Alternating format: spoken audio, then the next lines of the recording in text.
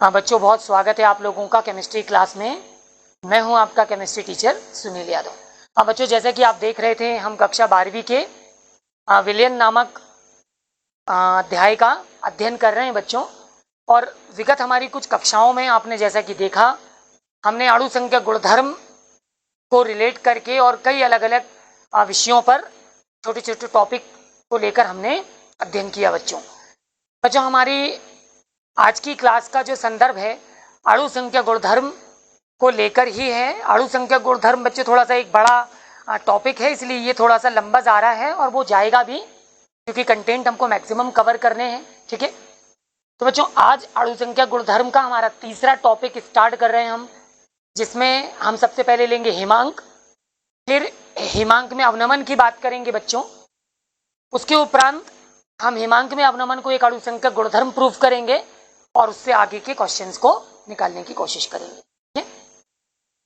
बच्चों बहुत महत्वपूर्ण चीज है कि जब हम हिमांक की बात कर रहे हैं तो समझिए हिमांक होता क्या है। ठीक है बच्चों, हिमांक वह न्यूनतम ताप जिस पर द्रव की वाष्प दाब का मान 0 हो जाता है और द्रव ठोस में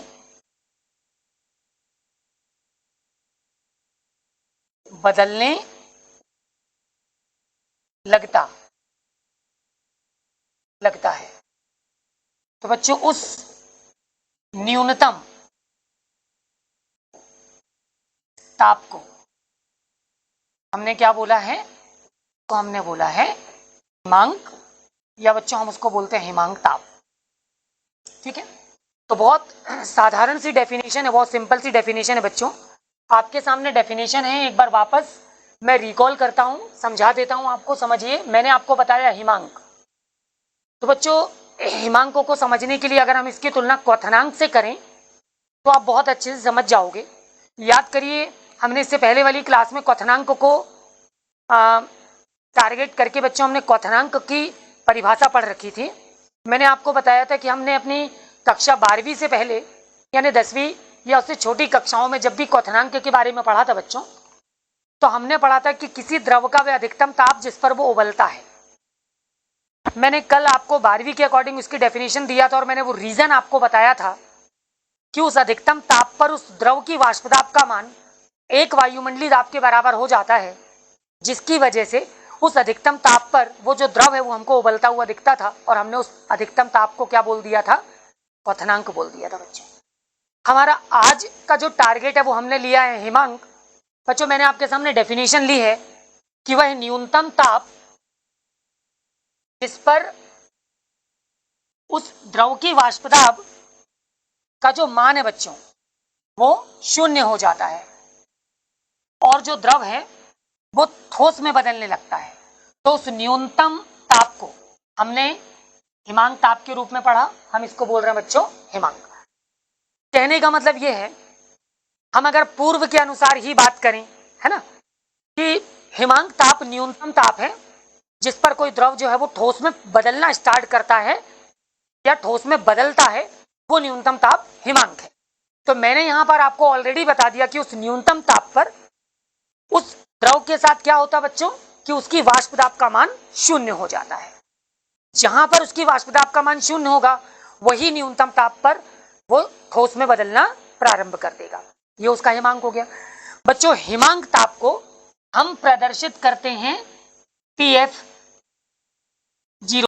विलायक के लिए होगा। हिमांक ताप अगर शुद्ध विलायक का निकालोगे, ध्यान से समझेंगे यहां पर कॉन्सेप्ट को, अगर मैं शुद्ध विलायक का हिमांक ताप निकालूंगा तो मैं उसको रिप्रेजेंट करूंगा TF0 से। यहाँ पे F का मतलब होता है बच्चों फ्रीजिंग पॉइंट और T का मतलब होता है टेम्परेचर। जीरो केवल जो है वो उसकी प्योरिटीज को रिप्रेजेंट करता है कि वो शुद्ध है। अगर वही हिमांक ताप आप किसी विलयन के लिए लिखोगे तो आप उसको नॉर्मल TF लिख के छोड़ दोगे, क्योंकि वो विलयन के लिए होगा उस कंडीशन में। ठीक, फाइनली बच्चों, जब हमने हिमांकों को पढ़ लिया तो हम बात करेंगे हिमांक में अवनमन की। जैसे कि मैंने आपको पूर्व की कुछ क्लासेस में पहले भी बता रखा हुआ बच्चों कि यहाँ पे अवनमन का मतलब होता है कमी। तो परेशान होने की जरूरत नहीं है कि यहाँ पर कमी किस चीज में, नाम से ही समझ में आ रहा है कि कमी किस में होगी, हिमांक में। हिमांक मतलब न्यूनतम ताप में, मतलब अब जो ताप है वो और ज्यादा न्यूनतम हो जाएगा, उसके मान में और ज्यादा कमी होगी, उस कमी को हम हिमांक में अवनमन बोलेंगे। ये डेफिनेशन नहीं है अभी एग्जैक्टली, मैं आपको डिफाइन कर रहा हूं, बता रहा हूं आपको कि क्या मिलेगा। चलिए जल्दी से देखते हैं बच्चों हिमांक में अवनमन।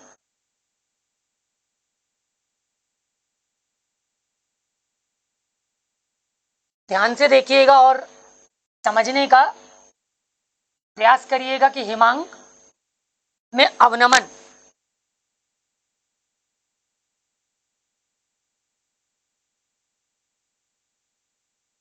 हिमांक में अवनमन क्या होता है।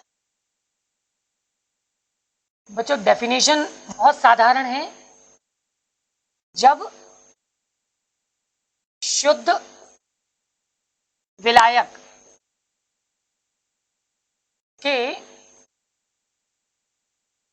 हिमांक ताप की तुलना, हिमांक ताप की तुलना हम किसी विलयन के हिमांक ताप से करते हैं तो इनके तापों में अंतर के परिणाम स्वरूप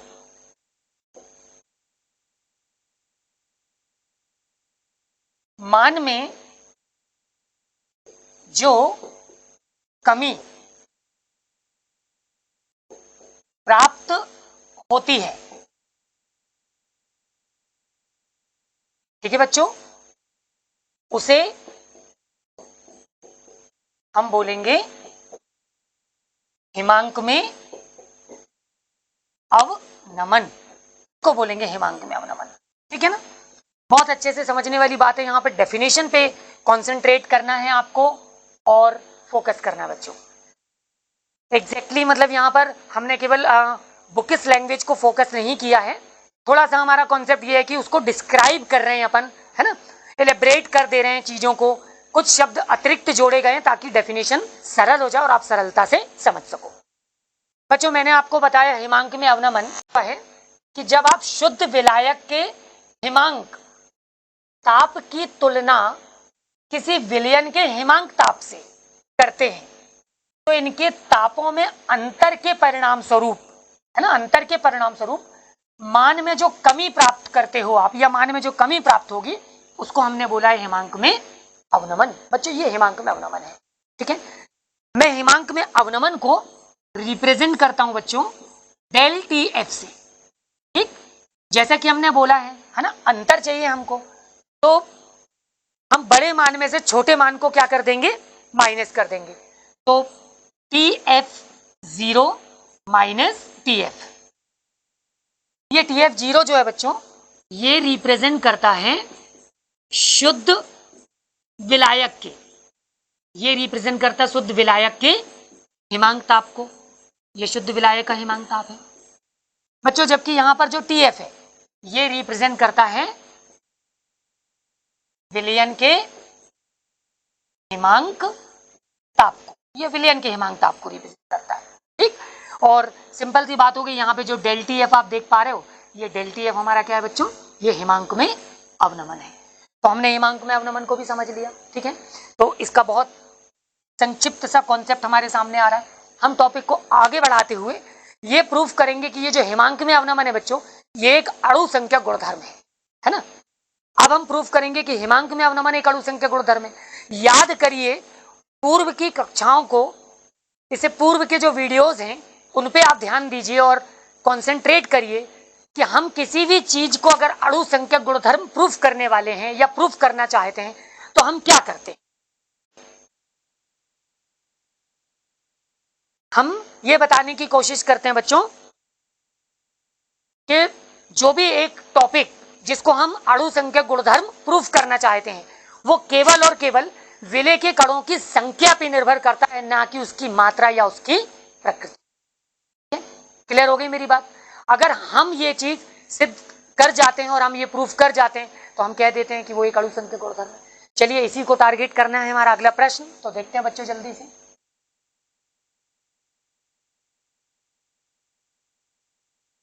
हमारा जो प्रश्न है बच्चों वो आपके सामने रिटर्न कर रहा हूं, ठीक है, ध्यान दीजिएगा।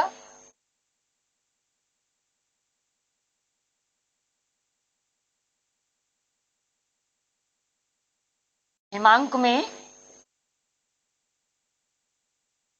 अवनमन एक अणु संख्यक गुणधर्म है। बच्चों ये हमारा टारगेट है, ठीक है। आप इसको प्रश्न समझ लें आज का, एक बिल्कुल सेपरेट प्रश्न के रूप में भी एग्जाम में आता है। तो मैंने आपको टारगेट दिया है कि हिमांक में अवनमन एक अणु संख्या गुणधर्म है, हमको ये प्रूफ करना है, सिद्ध करना है। यहाँ पे आप चाहें तो बोल सकते हैं सिद्ध कीजिए।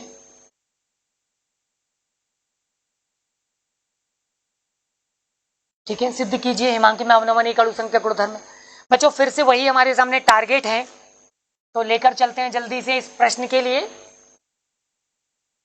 बच्चों हिमांक में अवनमन को अगर एक अणु संख्या गुणधर्म सिद्ध करना है तो यहाँ पर जो विधि में आपके सामने डिस्क्राइब कर रहा हूं बच्चों वो कहलाती है ग्राफी निरूपण। उस विधि का नाम है ग्राफी निरूपण विधि। बच्चों ग्राफी निरूपण को हमने क्वथनांक में उन्नयन को अणु संख्या गुणधर्म प्रूफ करने के लिए भी हमने समझा था, ठीक है। वही चीज यहाँ पर आ जा रही है, तो मैं जल्दी से सबसे पहले ग्राफ जो है वो बना लेता हूं बच्चों। तो मैंने क्या किया, मैंने y अक्ष ले लिया बच्चों, ठीक है, ये मेरे पास y अक्ष है। फिर मैंने x अक्ष ले लिया, ये मेरे पास x अक्ष है। मैंने क्या किया बच्चों, शुद्ध विलायक और विलयन को लेकर मैं वाष्पदाब वक्र प्राप्त करता हूं। तो y अक्ष पर मैं रिप्रेजेंट करूंगा बच्चों वाष्पदाब के मान को, जबकि x अक्ष पर मैं रिप्रेजेंट करूंगा हिमांक ताप को, ठीक, हिमांक ताप को। तो बच्चों y अक्ष पर वाष्पदाब को और x अक्ष पर हिमांक को लेकर हम ग्राफ बनाएंगे। ग्राफ जो होगा वो कुछ इस तरह से आपको प्रतीत होगा बच्चों। मान लीजिए प्रारंभ में आपने यहाँ से स्टार्ट किया, ये बिंदु A है, आपका जो शुद्ध विलायक है वो अभी लिक्विड है, यानी यहाँ पर आपका जो विलायक है वो द्रव अवस्था में, तरल है वो। यहाँ से आपने उसकी वाष्पदाब प्राप्त की, एक स्थिति आई कि वो अब धीरे धीरे इस बिंदु B पर पहुंचा और बिंदु B के बाद वो ठोस में बदलने लगा बच्चों।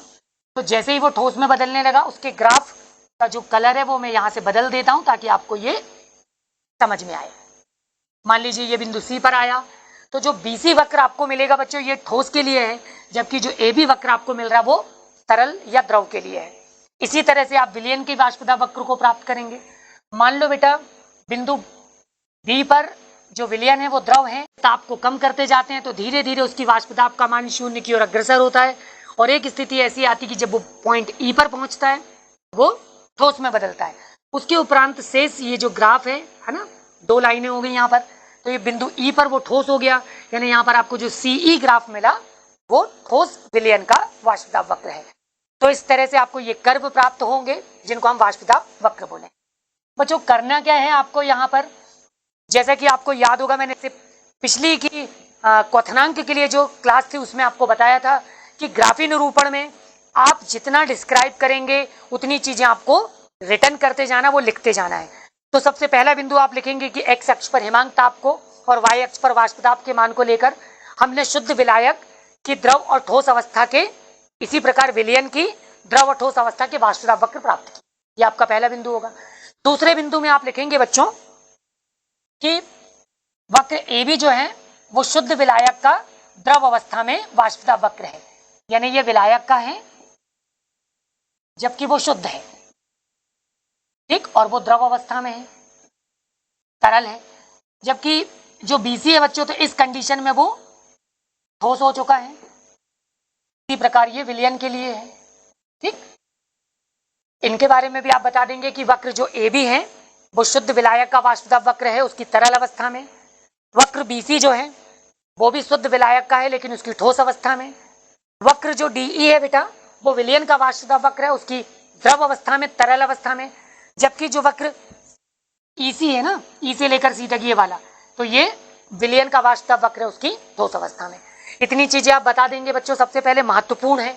फिर क्या करना है बच्चों, फिर हम एक्स अक्ष के समानांतर, ये बच्चों हम एक्स अक्ष के समानांतर वाई अक्ष से होती हुई एक काल्पनिक बिंदुकित रेखा खींचेंगे, ठीक है, और ये निरूपित करेगी बेटा एक वायुमंडलीय दाब को। ये एक वायुमंडलीय दाब को निरूपित करेगी, ठीक। ये एक वायुमंडलीय दाब है 180 एमपी। अब ये रेखा हमारे एक वायुमंडलीय दाब को निरूपित कर रही है, ठीक है बच्चों, ये भी आपने खींच दिया। समझने वाली बात है कि उस रेखा से नीचे हम देख रहे थे कि हिमांक की जो डेफिनेशन थी उस पर आपको कॉन्सेंट्रेट करना है। डेफिनेशन क्या थी हमारी, याद करिए कि किसी द्रव का वह न्यूनतम ताप, ठीक है, जिस पर वो द्रव ठोस में बदलता है। तो हमने क्या किया था, एक वायुमंडली से नीचे हमने इसके दाब को कम करते चले गए, ताप को कम करते चले गए। तो जब वो बिंदु बी पर पहुंचा तो वहां पर वो ठोस में बदला। उससे हमने क्या किया, एक्स अक्ष पर लंब डाला, इसके संगत हमको हिमांक ताप मिला, हमने उसको बोला TF0। इसी प्रकार डी से ताप को कम किया तो वो ई पर ठोस में बदला, उससे हमने एक्स अक्ष पर संगत लंब डाला तो उसके संगत हमको क्या मिला बच्चों, हिमांक ताप मिला TF। हमने दोनों का अंतर निकाला, डेल TF हमको इस तरह से मिलना स्टार्ट हो जाएगा। तो हम क्या करेंगे, बड़ी वैल्यू में से छोटी वाली वैल्यू को माइनस कर देंगे, ठीक। इसको हम अपना समीकरण नंबर 1 बना लेंगे। आपको मालूम है प्रायोगिक आधार पर, प्रायोगिक आधार पर पाया गया